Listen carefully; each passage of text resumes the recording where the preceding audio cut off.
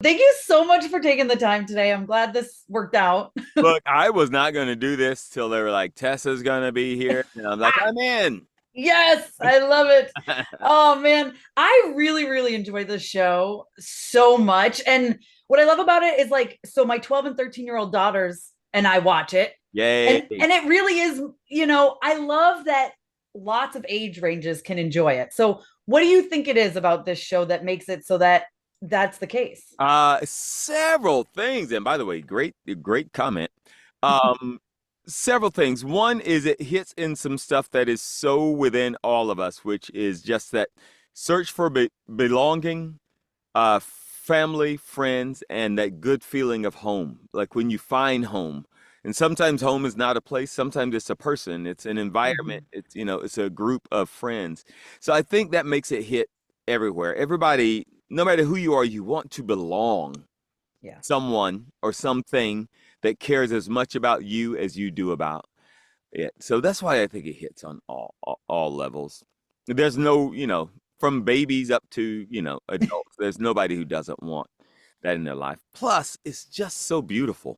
Like the artist that did amazing work. And Tony, who wrote the best-selling books, The Search for WondLa, like just his story is fantastic. And especially you said you had girls. Like Yeah. I love the idea that there are these girls because it is straight up girl power. Eva is a strong human being. Mhm. And you see more of that in this next season where she really has to help out my character, Rovender, who's been helping her so much, where she really goes to bat for him. So that always makes me feel good when I see the women stepping up. I have six sisters and two brothers, so I was definitely raised around more female energy. So Yeah. when I see good projects with strong female leads, that makes my day that much better. Yeah, I mean, and you're not wrong. Like, and I love because I've gotten to see part of this season. I can't say too much, but I, you're right. She really does step up and has evolved. But how would you say your character even has evolved from when we first met him oh, to now in season two? he was pretty mean when we first met him, and actually, as we were building the character, we went back and reworked his character a lot. Like he was very standoffish. Yeah. Sometimes we had to go back in and soften him up a little bit, but I think season two, as he's definitely evolved from just being her helper, her Yeah. friend, to definitely more of a fatherly figure. We found out that he's had a lot of loss in his life. And so you have two people who have a lot of loss really helping each other out now. And though he's usually the leader of everything and the best tracker there is, best pathfinder there is, he's now having to be vulnerable enough to let somebody else in and help him out. So I like that part of it, where you get to see some of his weaknesses, which kind of also make him strong. Yeah. Were you excited to get to explore Oh, the more vulnerable side of him? absolutely. I definitely like complex characters. I like, none of us are that one-sided, except you. Yeah. I mean, you're an amazing geeky mom, so Oh, that's it. That's stop. not enough. That's all you need. But the rest of us have a few more little holes in our armor. So yeah, absolutely. It was great to it also makes you understand him more, makes you understand why he's behaved towards her like he is and just what makes him tick, and want to go on and help her and is afraid of helping her. It Mhm. explains a lot for sure. Absolutely. I do think some of the themes in here are feel relevant to today, in like terms of technology or even the environment. It's things like that. So can you talk about that? But yeah, I mean, but in every way. Um Definitely like AI, like Yeah. there's so much AI in this world. But then there's also just some of the unknown world that we don't know. Like we don't know everything about this planet that we live on and the different cultures that we need. Like, Mhm. she's humanoid and say Rovender is not. But I just relate that to just other cultures that I don't know that much about. Their languages, their environment, their style of living, what they consider home, what they consider family. So I see all of that bridging of the gap that we're able to do in here. Absolutely. And then her, Eva, who's able to, listen to nature, speak to nature. I always love that idea of, from Dr. Doolittle on to simply Yeah. someone who really knows horticulture, to be able to speak and understand and see things that's bigger than just our human experience. Like you get to see a lot of that in this show. Absolutely. Well, that's my time. This was so fun. It went so fast. But I Hey, do we have did to it. say, Yeah. we are devastated in this house over Moon Girl and Devil Dinosaur. Absolutely devastated. Uh, you mean because it's won so many awards? What? And Why would they cancel it? I'm so it has mad. won so many awards. I don't know. But you know what? Don't worry because on Friday, April Yeah. 25th, on Apple TV Plus, the next big award-winning show will be Mm-hmm. starting its second season. So we'll undevastate you with this. Leave you with a good taste in your mouth. Perfect. Thank I, you. I Thank you do so hear much. you. I hear your words. I hear Ugh, your so frustrating. I was so mad when we saw that news. We were like, what? words. Anyway, ugh, such a good show. But anyway, thank you so much and congratulations on this. This show's fantastic as well. So This show is and it's beautiful. it's So beautiful. It's there's gorgeous. more to life than being beautiful. Don't get me wrong, but True. this is a beautiful show for sure. Yes. Well, thank you guys so much for taking the time. I really appreciate it.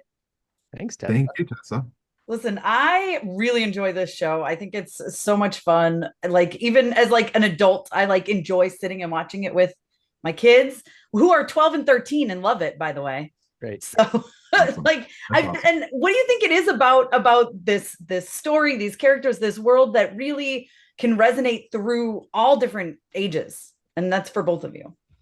Yeah. Well, I think because when I wrote the original books, which the Skydance team just was able to capture the themes, the big themes in the books, and the big themes were, at the time I had turned 40, my daughter was very young, and I was thinking about what the world would be like when she turned 40, and so I was concerned about at that time I'm still concerned about our growing reliance on technology, our disassociation with the natural world, our disassociation with one another, and the importance of connectivity as animals, humans are social creatures. We don't have to have flesh and blood as our family. We can have found people in our life that become our family that mean just as much to us. And those themes were important to me. And Bob's and everybody at Skydance understood that and were like, all right, now we're going to take it from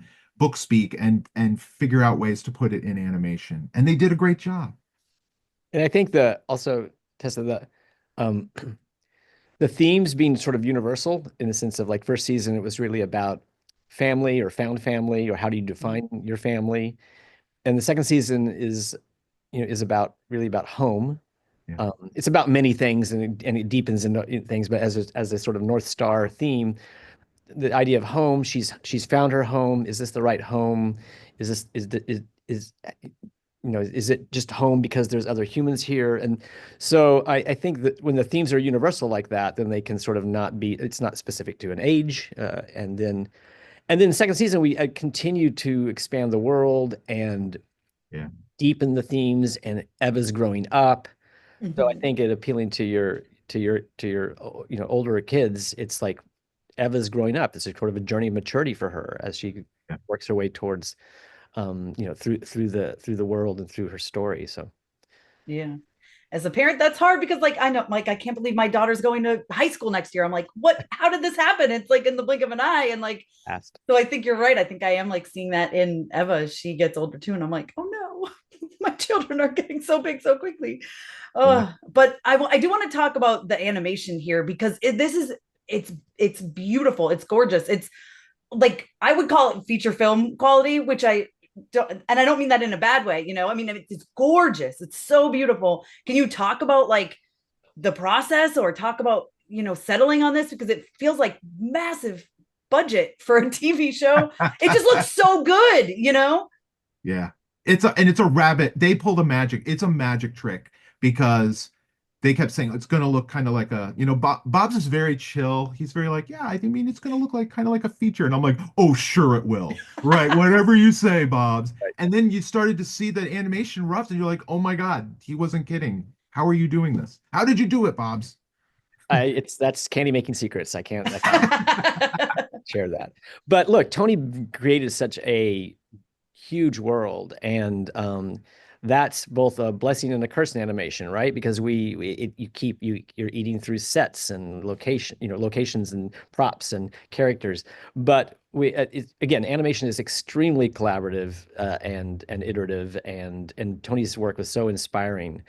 And for Apple TV Plus, the idea is like quality. We want to make a beautiful show, and we want to respect and do justice to Tony's world. So there was never a question that we would shoot for the stars in regards to the quality of the show. And there's lots of things you can do to sort of accomplish that. But there's not it's on the screen. We didn't cut corners in regards to making a show that looks quality. At the end of the day, it doesn't matter if you don't care about the character and you're not connected emotionally to the character. So you gotta work both lanes, make it beautiful and awesome, but that's meaningless without a depth of story. Yeah, I mean the story here is so great. Now, so we got the books after we watched the first season. And we're like watching a season, then reading a book, then watching it to like kind of immerse ourselves. But can you talk about your collaboration between the two of you? Because I'm sure, things have to change. So Tony, how do you feel when is it hard like giving up parts of your story or evolving them, or you kind of trust where they're going? I mean, the team at Skydance is like a super group of people from Disney and Pixar and DreamWorks and Blue Sky. I mean, all my favorite animation studios. So I felt like I was in amazing hands there. And I think it's just as an artist who respects all the writers and artists who work in animation, I wanted them to be able to do their thing and put their fingerprints on it and make it something that they were proud of. I've already shared my vision of what I thought the story was in the books. So that said, I just tried to convey to Bob's and the team, like, these are the things that are really important. This is what I'm trying to say here. This is why perhaps this looks that way or this looks that way. This is what I was trying to shoot for, and then let them kind of figure out ways to interpret it. Now, there were some concessions, but not many, to be honest with you. The biggest one, and I still remember this, is Eva 9 in the books has all these braids. The idea was that she was so bored, she was just constantly braiding her hair. And I would go to book signings and kids would show up and they'd have all the braids and we're all crying, oh my God, you did the braids. And so I'm like, we see the early designs of Eva and she's got like one braid. And I'm like, Bob's, where's the braids? And Bob's goes, listen, we can put all those braids. It's really expensive to animate all those braids. So we can do that, but we'll cut Rovender out of the book because we can't afford to animate him. Like, he didn't say that exactly, but No. it was like, yeah, it was. So you were like, okay, I understand now why we have to make those concessions. We're still working on within a budget. So, but all that said, they did such a great job of capturing what I felt were the important moments of the book and most importantly the themes, the themes that meant so much to me, which is why I wrote the darn thing in the first place. I think it's important to tell you that Tony's with us on the journey. Yeah. It wasn't like, thanks for the books, Tony. Tony was with us, in story meetings, in art meetings, and things like that. So this was a very collaborative, obviously not with obviously with all of the artists on the team, but Tony, going on the journey with us. So I think it's important everybody knows that Tony was with us the whole time. Yeah. Amazing. I mean, well, that's why it turned out so great. I mean, it really is fantastic. Like I said, we love it in our house. Real quick before we wrap, final question. What would you say to fans to tease what's coming up this season for them? Oh, Bob, I'll throw that to you. Well, the world keeps getting bigger. The journey it goes further, and we go to a place. We have a really amazing ending to the season. So but Yeah, but we do. watch every one of them. Yeah, don't just watch. Don't jump to the ending. It won't be as meaningful if you just jump to the ending. Yeah, I think the ending might surprise everyone. Yeah. And then maybe more, right? Or the ending? Question mark? Right, question mark. Oh. Exactly. Yes. I love it. I love it. Awesome. Well, thank you both so much for your time and congratulations on the series. Like I said, absolutely love it. So Thanks, thank you Tessa. guys. Well, thank you so much for taking the time to talk with me today. I appreciate it. Oh, thank you, Tessa. Thanks for being here. Of course. I love this show and I watch it with my kids. They're 12 and 13 and yet we're so into it. Because it's so beautiful and it feels so relatable for so many ways. What do you think it is that allows different age groups to really, really enjoy this show? Oh, that's so great to hear. I love that they love it. That's wonderful. I honestly think it's the visuals and like the scope of the animation. It's just like so impressive what they've Yeah. been able to pull off. I also think how human all of the characters look. I mean that even the aliens, you know, Yeah. and this expression is just captured so well. I mean, I find myself forgetting it's an animated show sometimes, which is wild. So I think that probably does it. Yeah, it feels like something that could be on the big screen. Like it could be in theaters and I feel like it would hold its own on a big screen. You know what I mean?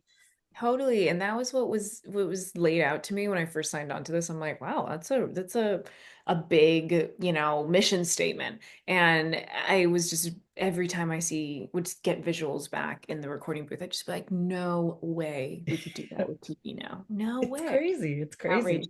Outrageous. I do like that, you know, there's I feel like your character's evolving in this season, right? It's been a journey through season one, but now in season two, it's like I'm home, but am I home? It's a lot more themes to really dive into. For you, what were you most excited to explore with season two? Oh man, you know, I was excited. I was excited because I knew it was a case of careful what you wish for. And so I loved getting to connect to her excitement off the top. And I loved that when the cracks start to show and the questions start to come up, that she doesn't shy away from them, that she's immediately investigating. You know, it's like there's so much that could be distracting about making friends for the first time and trying new foods and oh my God, there's clothing. Like she had never had an option for clothing before, Yeah. but she still just goes with her questions about the morality of everything and how we came to find ourselves in this position anyway. She's just so admirable in that way. I loved it. Yeah. Have you read the books at all? Yes, I have. Oh, so you know where things are going then. I do. And Tony D, who wrote the books and is involved obviously in WondLa, um, he's such a fun collaborator and he pops in for most of my sessions. Really? But anytime he does, yeah, if he didn't, we would miss him, you know, and because it was just such insight and color and anytime it was sort of like, so what do you think? And he would be like, well, I see it like this. And we'd all be like, yeah, wait, that's it. Like, that's it. So it's so big. It's like huge having him. And I also was a huge fan of the Spiderwick Chronicles. So yeah, it's just wild. It's just like top level storytellers all around on this thing. Yeah, no, absolutely. I love to hear that he's so involved though, because it shows that he's really invested in this project. Oh my God, absolutely. He talks about it like getting access to like his favorite toys again and or almost like crayons, getting to like write an alternative ending, you know? And I'm like, what a wild thing. And fans of the book series are, you know, no joke. And so it's really fun to see them get to enjoy this as a sort of, you know, other option within a world that they love. And there's so much it pulls to and the same heart and so many of the same themes, of course, but it's also like a different sandbox too, you know? Yeah. Well, knowing that, I got to ask you, was it a little, maybe not nerve-wracking, daunting? Were you a little nervous knowing there's a lot of fans of these books, like, and now you're portraying this character they loved, they heard her voice in their head, Yeah. not as you, obviously, you know what I mean? Totally. So yeah. That would be wild if they had. Yeah, they called it. They knew. Yeah, God, you guys are good. Yeah, I mean, yeah, I've met fans who have like tattoos of omnis on them and stuff. And I'm like, that that like lights me up. I'm like, hell yeah, let's go. Like, life is, you have to be that passionate about the things you love. So it's all love for me. I'm like so excited.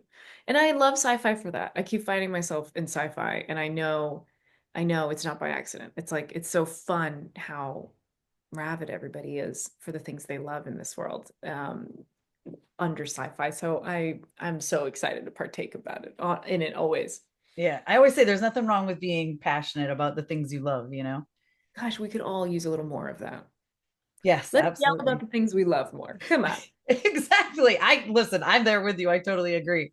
This is my like, I'm always like, obviously mama's geeky, right? Like I love, like, I'm big into geek culture, and I'm always like, just be you, and like, so Yeah. what? Be passionate about it. Absolutely. And I love that your kids are right there with you, like enjoying it all. It's like it's intoxicating to be around, you know. And I think it does come across in something like this. Like you could feel that the people who made it love this so much and are so committed.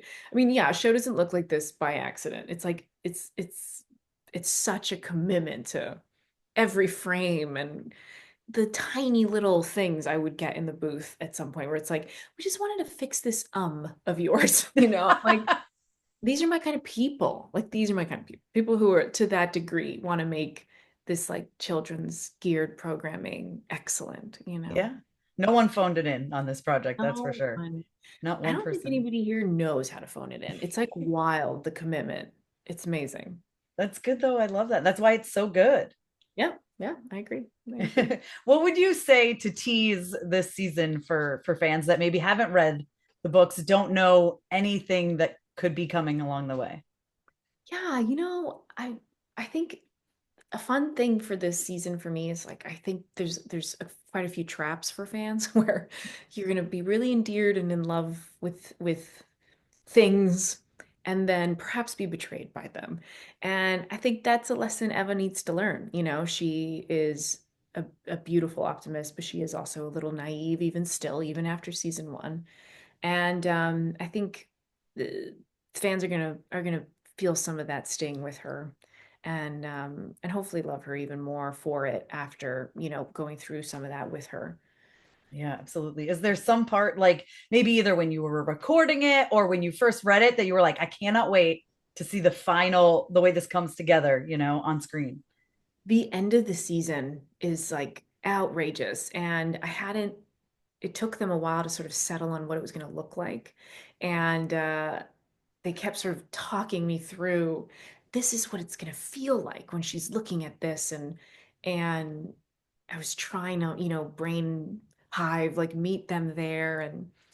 And I was watching some of it back last night, and it's like just outrageous and so beautiful how it all comes together.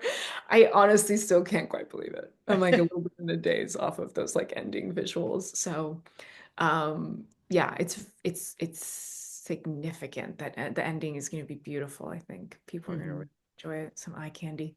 Yes. Oh, absolutely. Well, thank you so much for your time. I really appreciate it. And congratulations on everything. And maybe we'll get another season. I wouldn't be mad. I love it. Me neither.